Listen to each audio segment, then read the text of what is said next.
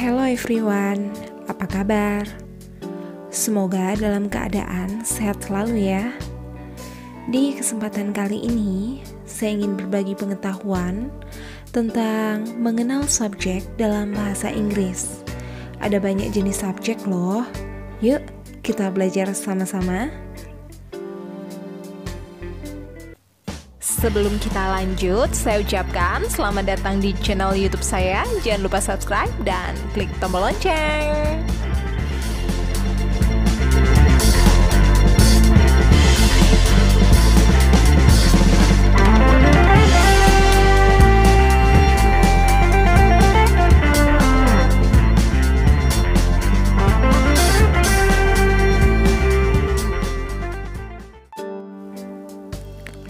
Dalam bahasa Inggris, ada berbagai macam subjek yang harus kita pelajari. Nah, di kesempatan kali ini, saya ingin mengajak kita bersama-sama untuk mengenal jenis subjek dalam bahasa Inggris. Ada berbagai macam. Dalam video ini, saya akan bagikan kurang lebih ada 5 jenis subjek dalam bahasa Inggris. Yuk, kita belajar sama-sama ya. Pertama-tama kita harus paham dulu tentang apa sih subjek itu. Subjek adalah kata atau frasa yang berfungsi sebagai pelaku, pokok bahasan, atau penyebab perbuatan. Posisi subjek umumnya ada di awal kalimat atau di depan. Tapi ada juga subjek yang terletak bukan di awal kalimat. Salah satu problem yang dihadapi oleh mereka yang belajar bahasa Inggris adalah tidak bisa membedakan subjek sehingga bingung memahami maksud kalimat. Nah, di sini kita harus pahami subjek lebih dalam ya, supaya bisa paham. Jenis subjek yang pertama adalah kata benda atau noun sebagai subjek. Jadi, jenis yang pertama ini adalah noun. Mari kita pelajari lebih lanjut ya tentang subjek jenis yang ini. Pertama-tama, kita harus tahu terlebih dahulu tentang kata benda atau noun ini sebagai subjek. Sebenarnya bagaimana sih? Nah, teman-teman, kata benda atau disebut sebagai noun dalam bahasa Inggris ya, sangat luas dan ada banyak. Nah, di sini kita perlu mempelajari lebih jauh noun untuk menggunakannya sebagai subjek. Nah, di sini saya juga akan hadirkan beberapa contoh subjek noun sebagai berikut. Contohnya kalimat yang pertama, Diane is a beautiful girl. Diane adalah gadis yang cantik. Yang saya garis bawah ini, Diane itu berfungsi sebagai subjeknya. Budi hits Tommy. Nah, di sini juga ya, Budi sebagai subjeknya. Jogja adalah kampung halamanku. Jogja di sini juga merupakan subjeknya. Cinta itu buta. Love is blind. Nah, di sini cinta dia berperan sebagai subjeknya. Kemudian bis datang jam 5 tepat. Nah, di sini juga bis berperan sebagai subjeknya.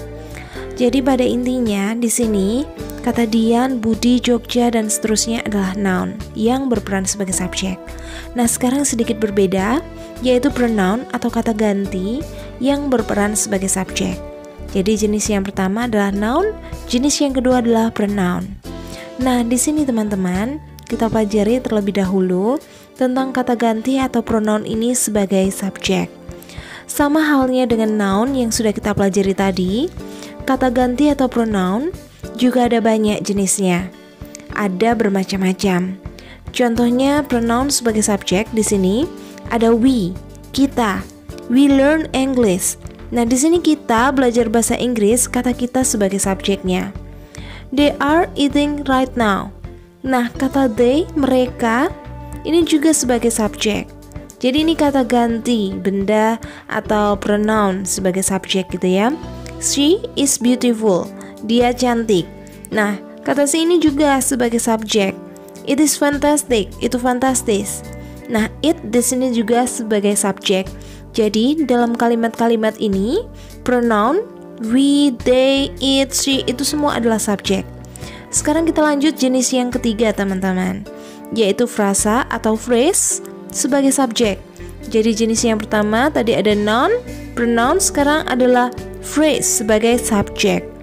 Nah, kita pelajari yang namanya frasa ini sebagai subjek itu seperti apa?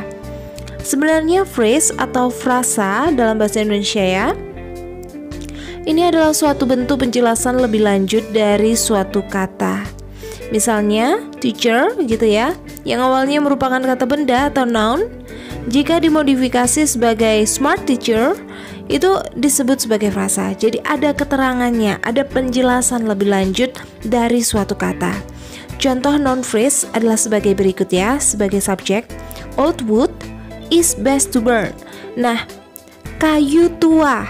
Nah, kayu saja ini sebagai subjek, tapi ada penjelasan lebih lanjut terhadap kayu yang tua.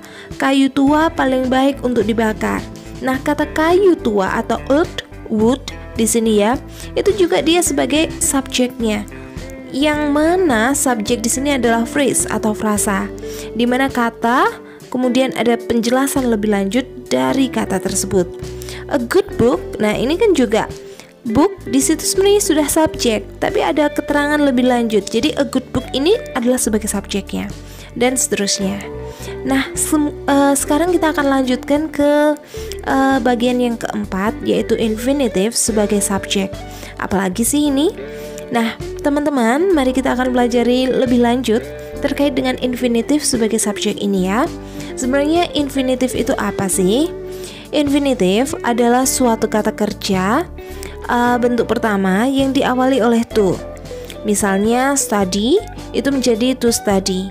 Nah, ini dia juga bisa berperan sebagai subjek. Contohnya pada kalimat-kalimat berikut. To make more money is my goal this month. Untuk mendapatkan lebih banyak uang adalah sasaran saya bulan ini. Nah, kata mendapatkan lebih banyak uang ini adalah subjeknya, gitu ya. Kemudian to change our bad habits is an interesting challenge. Nah, ini juga kata mengubah kebiasaan buruk atau to change our bad habits itu juga merupakan subjeknya. Jadi satu kesatuan ini adalah sebagai subjeknya dan seterusnya. Kita akan lanjutkan ke bagian yang kelima, klausa atau clause sebagai subjek. Apalagi sih ini? Nah, perlu disadari teman-teman, klausa itu juga bisa berperan sebagai subjek. Jenis yang ini kita harus pahami dulu atau yang namanya clause ini ya. Ini merupakan rangkaian kata yang berpola subjek predikat atau subject and verb dan tidak diakhiri tanda baca. Maksudnya bagaimana ya? Clause ini cukup mirip dengan sentence atau kalimat.